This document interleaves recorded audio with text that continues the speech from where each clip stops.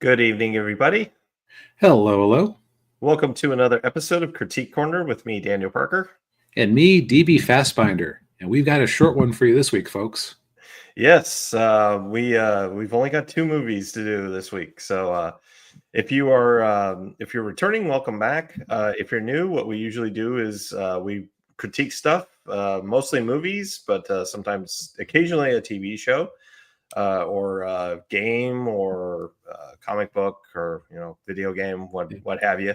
I've even talked about a concert I've been to before, but I think that we would draw the line at a sandwich that we saw. Yes, yeah. Which, by the way, say in the comments below, I was visiting my grandparents the other night, and they had the staff at their retirement home make them some peanut butter sandwiches for dinner, just as a change of pace. Yeah. And they put lettuce, like they put shredded lettuce in the burger. Or not the burger, excuse me, in the peanut butter and jelly sandwich. As an aside, I tried a peanut butter jelly hamburger, and that was actually all right, but which is why the word burger was in my mind. But anyway, has anybody ever heard of putting lettuce in a PB&J? Because that just feels weird.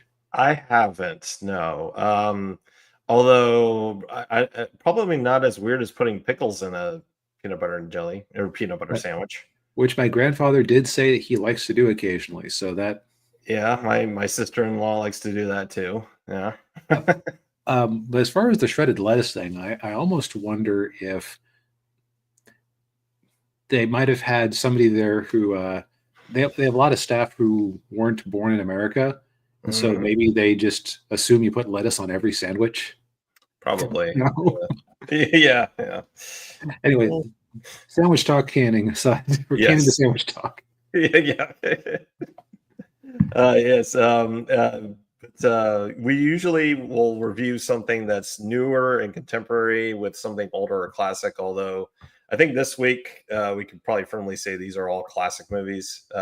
We got one movie that's almost 20 years old, and we got another movie that's about 35 years old. So, yes, our first movie is old enough that the image I found online for the poster mentions the HD DVD release. Oh, I actually think I had this movie on HD DVD. Do you still have your player? No. I got rid of that a long time ago. But yeah, our first movie is The Departed.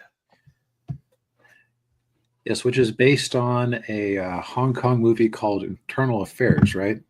Infernal Affairs. Infernal Affairs. Yeah. Okay.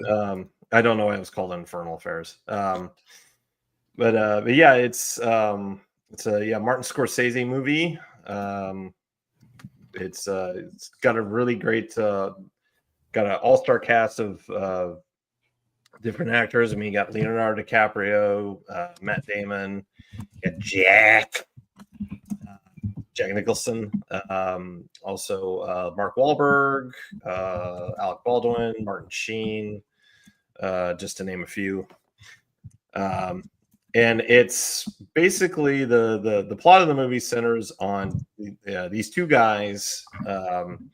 You got Leonardo DiCaprio's character, Bill. What was it?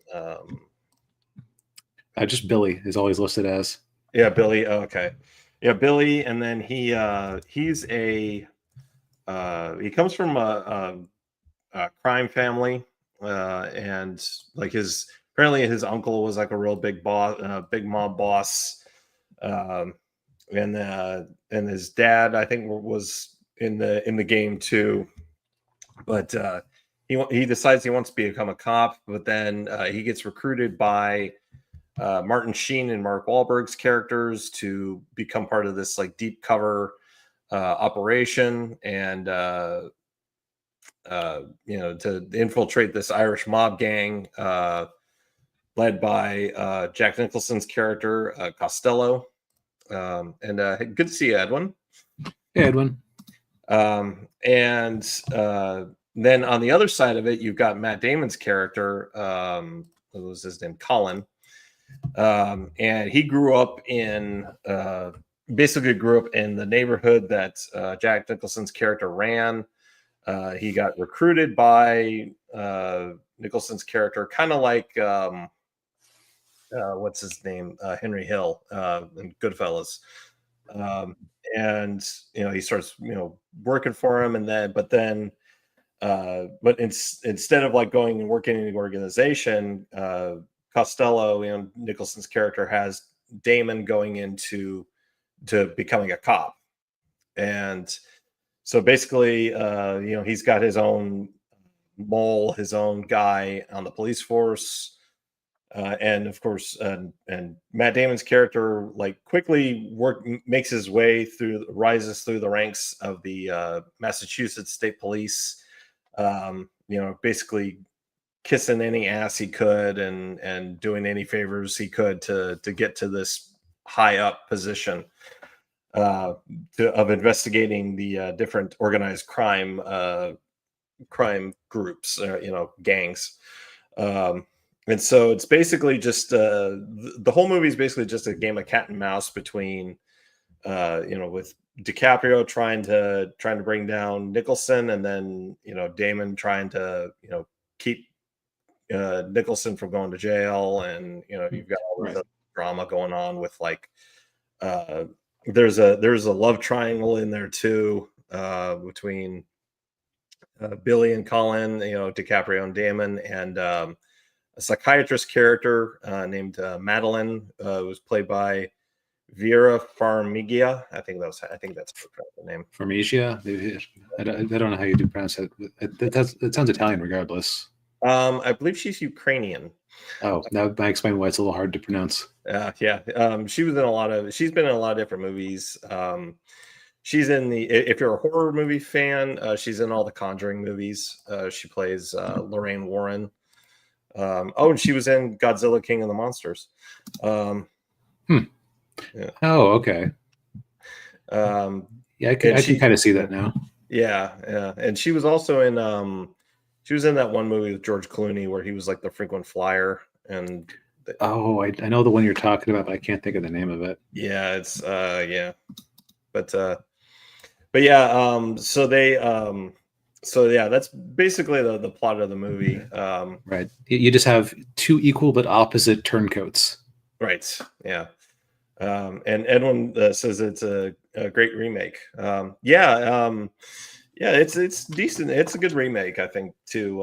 Although I think I would say I know DB, you haven't seen Infernal Affairs, but I've seen it. I think there were some things that a couple of plot elements they did better in that movie than they did in this movie. And I'll get into that if we go into like spoiler territory. But and also too, that movie is like 40 minutes shorter than this movie. Oh, was it? Interesting.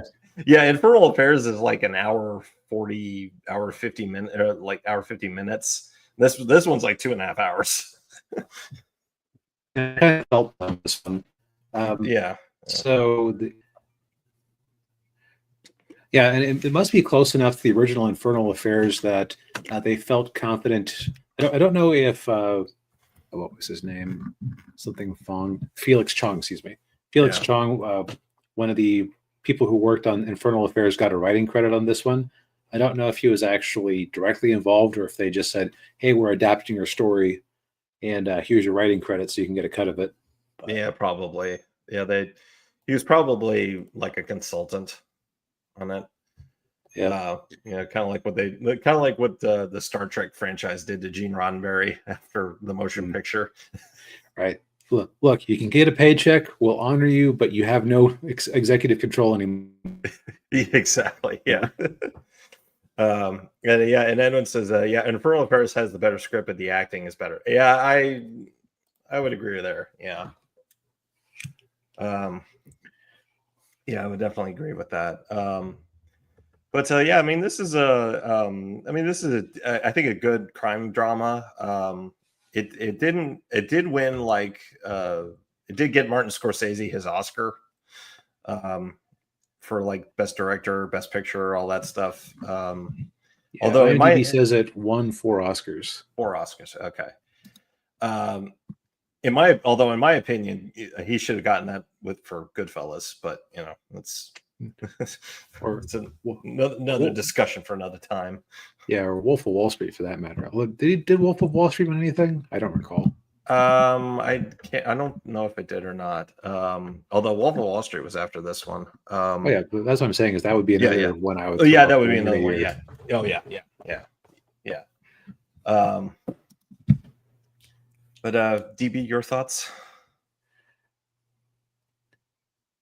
So I feel like I keep saying this a lot lately, but here I am once again, like having to acknowledge that there's clearly a market for this movie, but it was not me.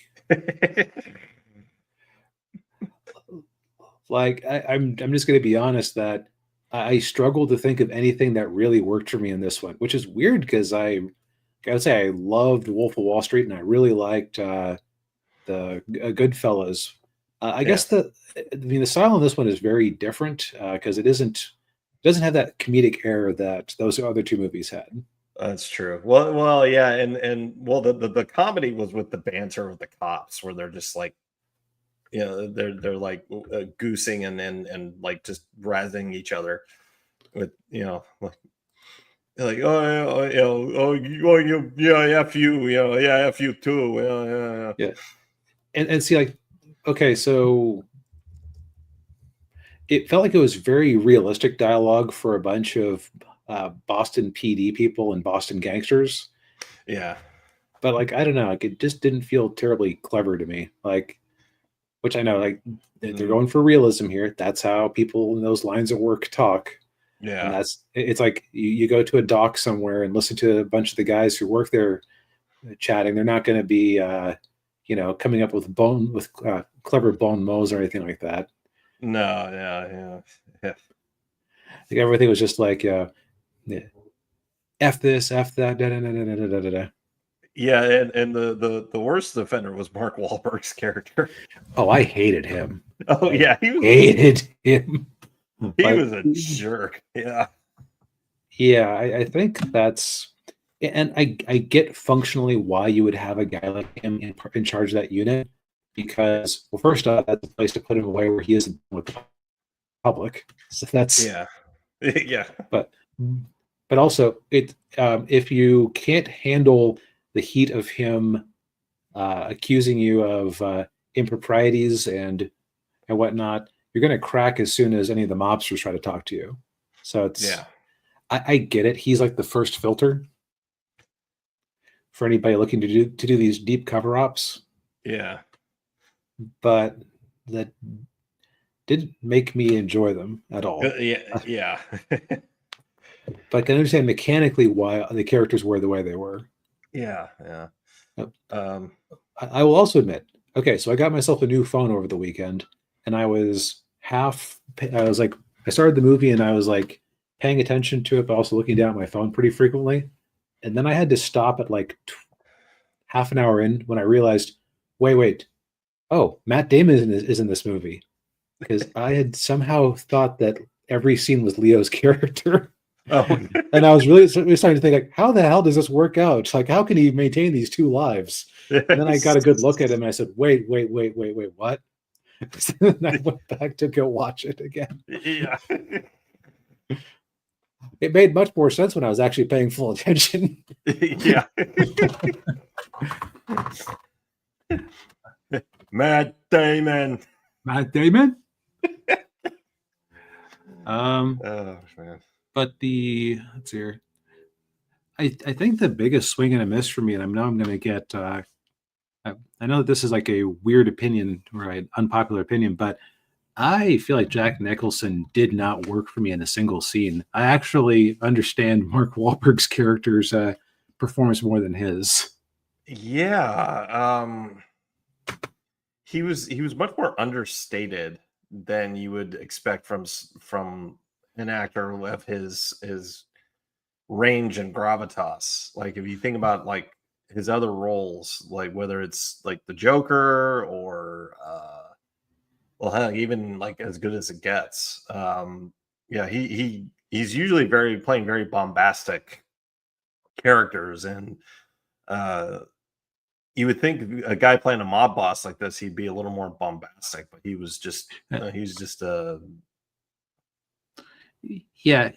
think that that crude. That's the best word to describe this movie in my mind. It's just crude.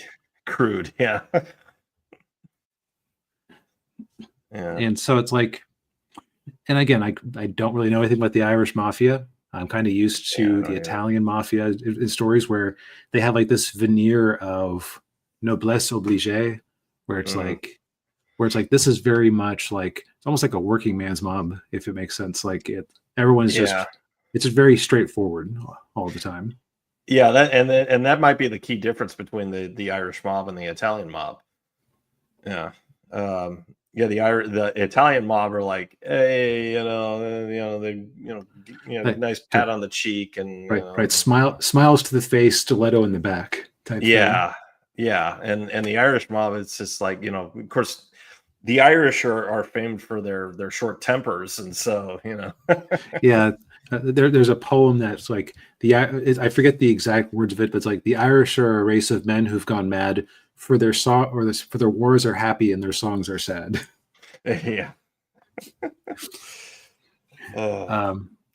But yeah, no, like again, like I just found this movie tiresome. is my honest a take on it, and I am very surprised that I felt that way. But there you go. Yeah. Well, shall we get into some spoiler talk? Yes. So overall recommend. Sounds like Daniel does recommend it. Yeah. And I'm probably gonna punt and say if you've generally agreed with my takes on things, don't watch it. If you think, what are you talking about, DB? Taylor Sheridan is the best writer ever, and he makes things that I relate to, then give this a go. You'll love it. Yeah. So Daniel, you had some comparisons with Infernal Affairs where you thought that this movie was maybe made some bad choices in the adaptation. Yeah.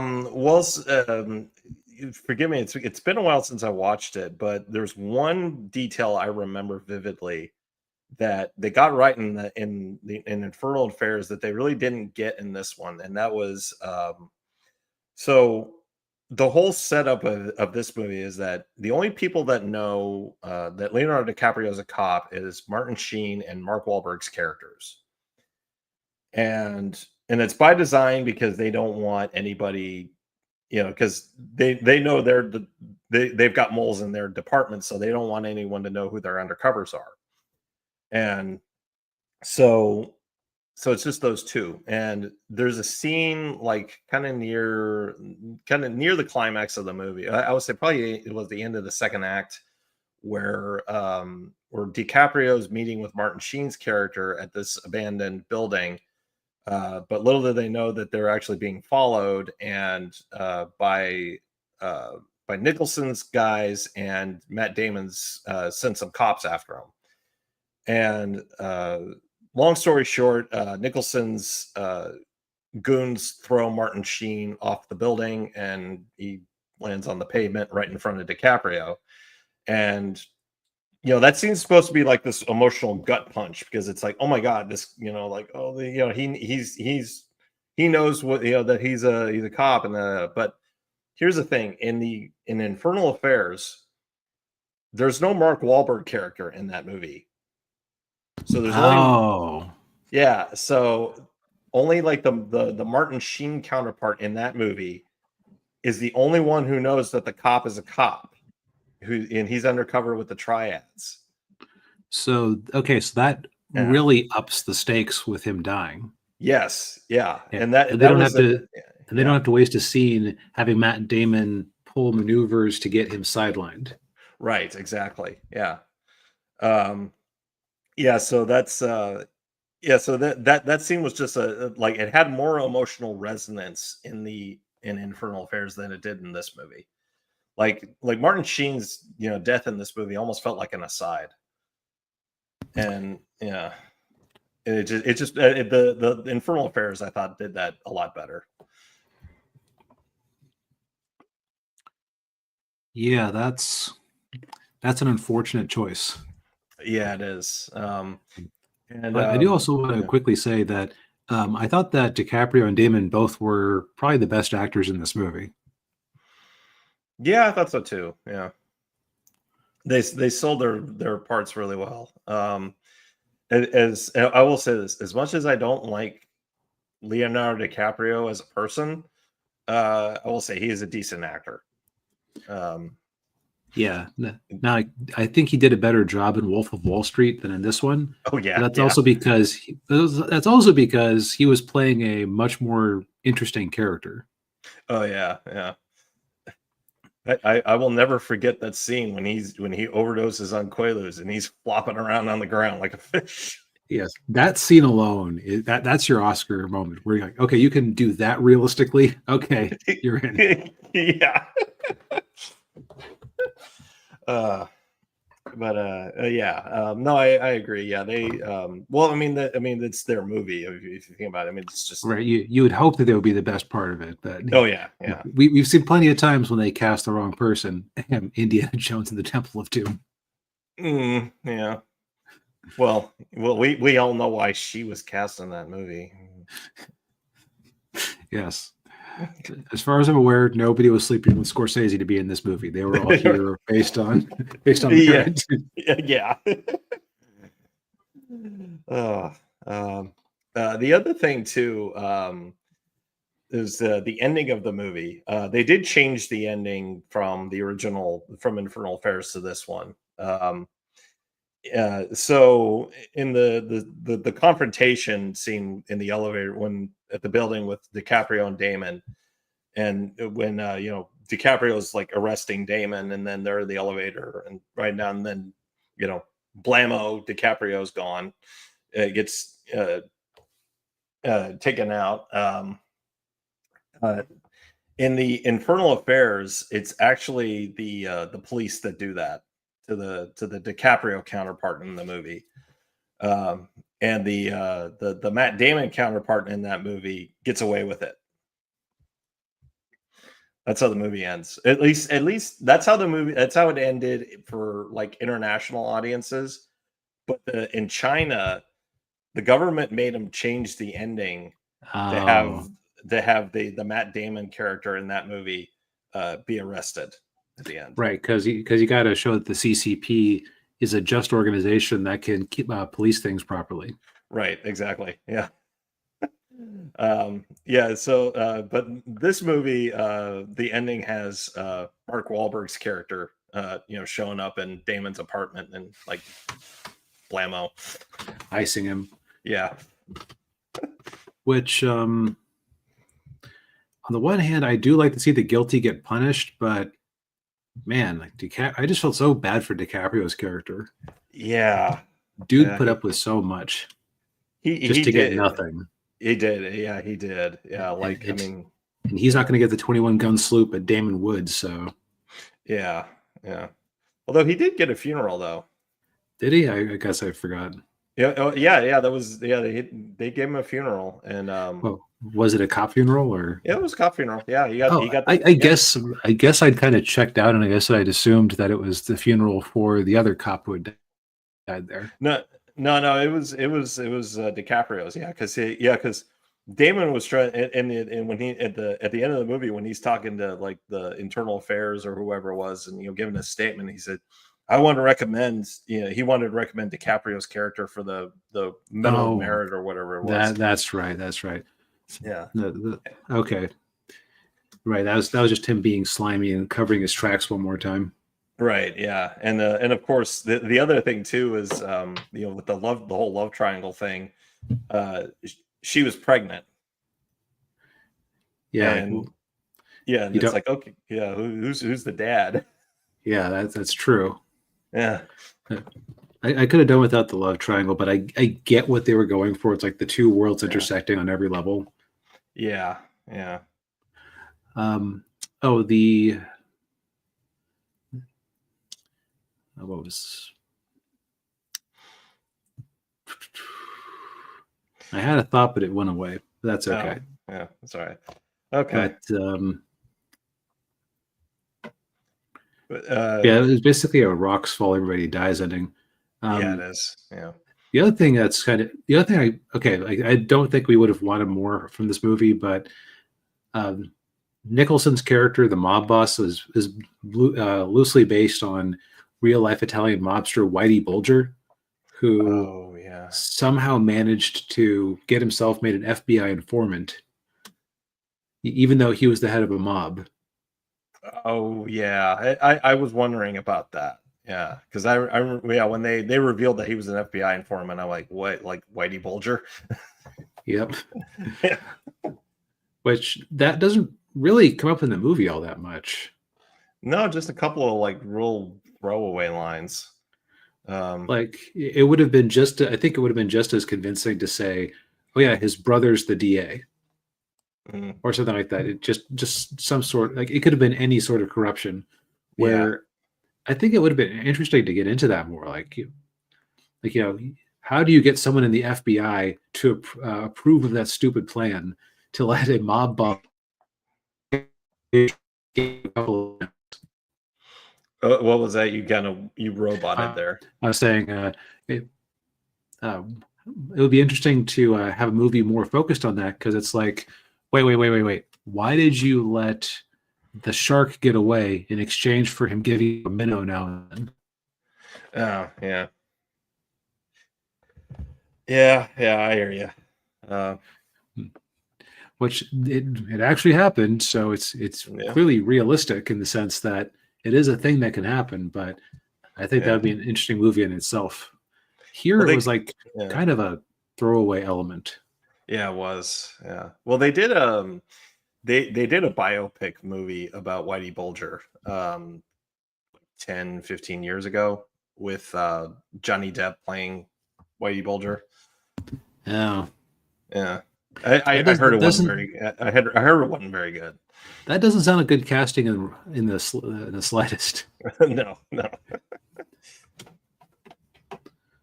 Oof.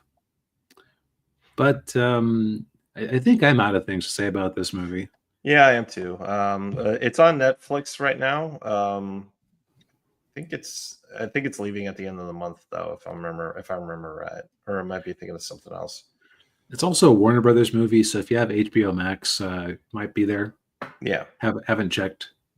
Yeah, but man, after a rough movie like that, I could certainly use a summer vacation, which I forgot was not the name of the movie. Is instead The Great Outdoors.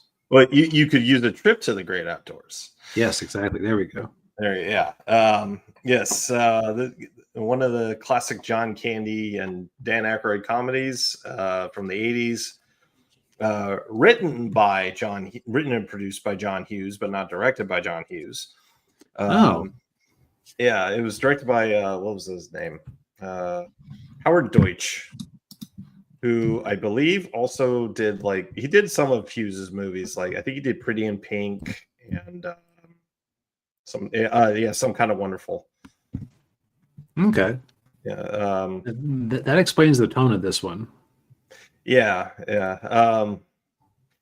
So this one is so it centers on so John Candy's family. He plays Chet Ripley, and he and his wife and his two sons, which is kind of like my family. I had an older brother, and I was the younger brother. They head out. They're heading up to this lake mountain retreat for a real nice little vacation. But little did they know that the in-laws, Candy's in-laws, Roman Craig and his wife Kate, who's played Roman's played by Dan Aykroyd, and then Kate's played by Annette Bening. They decide to surprise him at the cabin, and much to Chet's chagrin, because his brother-in-law Roman is a real snob. He's an investment banker type, best of everything, he brings lobsters for them to have for dinner. Yeah, he's like he wanted to have hot dogs. You know what those are made of? Lips and assholes. Oh yeah, you're an asshole.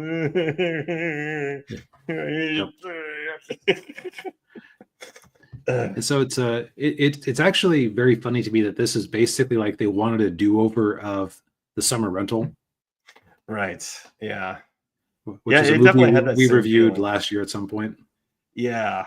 Yeah. It was almost like John Candy was not satisfied with that movie. He's like, I want to do a similar movie, only like with John Hughes, and maybe bring Dan in, and have some fun. Right. Yeah, and this one is definitely the stronger movie of the two. Mhm. I just having Dan there as a foil to him gives him a lot of opportunities for comedy, but also in that movie he was sidelined for a good chunk of it with. So did he get hurt in that movie? Like it was like an injury or a sunburn or something?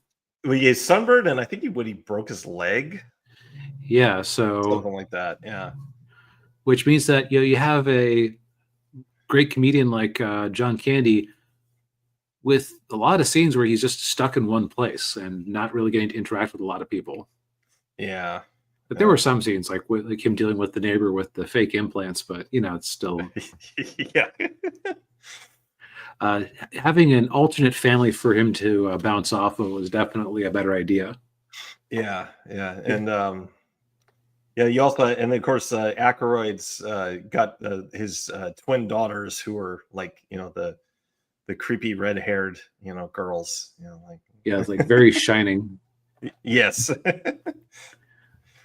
But I mean, John Candy is great as the Midwest's overweight dad, is the way I think of him. Yeah. So he's part of the great trilogy of two early departed comedic fat actors from the 70s through the 90s. Yeah. With Belushi and Farley. Yeah. And I think he's like at the cross path between their styles, where Farley is much more happy golden retriever is usually his mode of operations, but occasionally he gets angry. Yeah. Where Belushi is more like low grade simmering rage the whole time that occasionally he expresses in some way. Yeah. He'll just blow up. Yeah, you kind of like it. Yeah, he's like a tea kettle. Yeah. Yeah.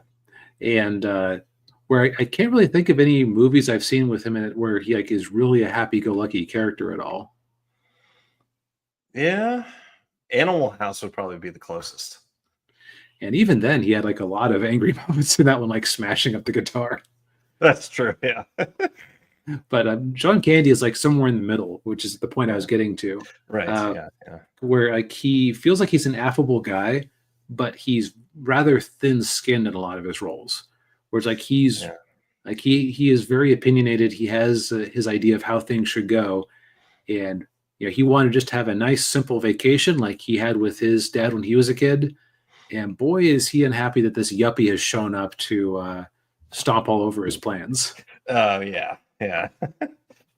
Yes, because and he does, like, it just everything he wants to do, like, it just gets ruined by him, by Aykroyd. It's just like whether it's water skiing or horseback riding or it's just right. like. But to be fair, John Candy's love of Snickers probably ruined his horseback riding trip more than anything else. Yeah, I felt bad for that horse. Yeah, a little bit. Yeah. Actually, I do kind of want to point out real quick. Can you see the difference in his size between Summer Rental and this movie? Let me pull up a poster for Summer Rental. Because if you look at him in Summer Rental, like he was heavy in that movie, but not nearly as heavy as he was in this one. Yeah, let's see here. Let me just pull up a cover here. Also, this is a painted image, so they might have been a little complimentary. So let's get an actual one for. But yeah, and yeah, he does. And the other thing too is he's really great with physical. He was really great with physical comedy, and there's definitely a lot of that in this movie. Yeah, although I could definitely tell that they had a stuntman for some of the water skiing scenes. Oh well, yeah, yeah, yeah. That's great outdoors. Right. I have. Oh, you're doing a compare and contrast. Okay. Yeah. He almost looks heavier in this picture, but I think you're right that in the actual movie he looked lighter. Yeah. Yeah, no, he had definitely ballooned up quite a bit. Yeah, so for those of you who don't know, like Candy had a lot of, I think he had anxiety, um, and yeah, and he had various issues, and didn't usually choose the healthiest ways to deal with them. One of those was overeating, binge Right. eating. Because carbs feel like happy because your brain says, "Oh, good, we're not starving." Yeah, yeah. Um, and but yeah, of course, he like Belushi and Farley, he dabbled in some illicit substances too. Um, but yeah, to get back to this movie, there are some I mean, classic moments in there, like of course, the old 96er. Sorry, sorry. The what? The what? The old 96er, the big steak.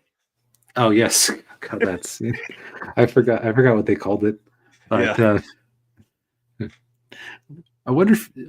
Okay, there's no way he actually ate that steak, or did he? No, not the whole thing. No, no. He probably ate some of it, yeah, but not all of it. It's, he said, "There's nothing left on that plate but gristle and fat." Well, eat it. Yeah. Ugh. Let's see. Other nice things about this movie, and I think that is that John Hughes influence. Like I always feel that thematically, he was very big on like family being an inconvenience, but at the end of the day, they're still your family. Yeah. Yeah, yeah, that was definitely a staple of his movies. Yeah. Um, But also, he was always good about giving most of the characters some sort of arc. So, mhm. like if I compare this one to Summer Rental, this one definitely had more for the kids to do. Yeah, yeah. Um, Although we'll get to that with the negative. I do have like one negative with this movie. But no, yeah, I mean, it's a classic John Hughes movie, classic John Hughes story, and yeah, and if you're a fan of his movies, I mean, you've probably already seen it, but seen this movie. But if you haven't, what are you waiting for? Yep, it's. I think it's off of Netflix now, as I Oh, recall. okay. Oh, I that's th- right. It I- was like the 15th or something like that. Yeah. yeah, Um, it was leaving soon, yeah. but it'll pop back up somewhere.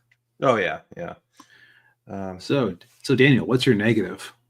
I felt that the romance subplot with the teen son and the townie girl was a little tacked on.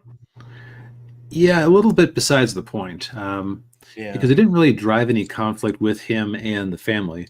Like, heck, the night of the 96er, he explicitly chose to stay around and support his dad instead of going to see her, Yeah. where you kind of almost needed a scene where he did blow off the family to see her without permission. Yeah. Yeah. Because that would have driven up the conflict more because that's, that John Candy's just trying to have a goddamn good vacation with his family, God damn it. Yeah. And Yeah. here he is going off with some local floozy. Yeah. Which yeah, I mean they kind of made her sound like a floozy at one point, where he's like when they're sitting on the boat together and she's like, "I've never had a boyfriend that's lasted longer than a couple of weeks." Like, oh, Yeah. okay. Yeah. So, buddy, either she only likes to date out of towners who are going to leave her anyway, or she might be kind of a bicycle, or she Yeah.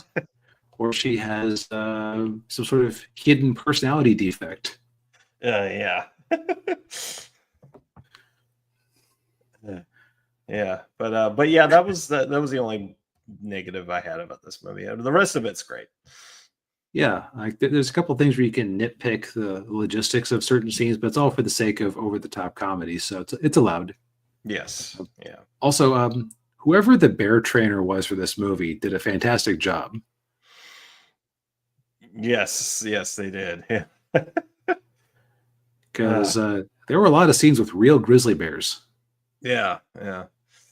Um, although I would imagine some of the closer up shots were probably just guys in suits, but Right, or some sort of animatronic. Yeah, there were definitely some fakes in there, but yeah. I mean, there was one scene where they just had a bear riding on top of a car that was in motion. Like that's Yeah. while another one was on the hood. Like they didn't seem overly concerned, and they didn't attack anybody, as far as I know. So Right. Yeah. Yeah. That. I do feel sorry. We're in the spoiler section. I do feel sorry for the one bear that had to get shaved a bit. Oh yeah. Yeah. Ooh. Yeah. He already had some taken off the top, and then he had some taken off on the bottom. You know, I think that's the other thing is that if I would compare this again to its obvious comparison, Summer Rental, is that this one had a more satisfying ending because it did just tie up that whole, at the end of the day, we're all in this together family message. Yeah. Yeah. Yeah, yeah, there was a nice resolution to everything, whereas Summer Rental just ended. To be fair, as I recall with Summer Rental, they made it very quickly without a full script. Oh, yeah. Or if they had a full script, I remember reading on Wikipedia that Candy said that they had like the movie was shot a little too fast. Where Yeah. part of the thing with a comedy like this is that I'm sure that some of the scenes were improv by the actors on the site as they were just getting into character and coming up with things to do. Oh, yeah. So, Yeah. if you have to shoot your comedy too quickly, you don't have opportunities for those little moments of inspiration. Right. Yeah. And I'm sure Aykroyd and Candy were just bouncing ideas off each other the whole time. Yep. And Aykroyd plays a good yuppie. Oh, yeah, he does. uh, yeah, that part where he's trying to talk on those old 80s cell phones. Trying to get $25,000 out of a preacher. Yeah, yeah. I went to his church once. Man. Yeah, I'd say that if you're looking for a good, relatively clean family comedy, here's your option. Yes, indeed.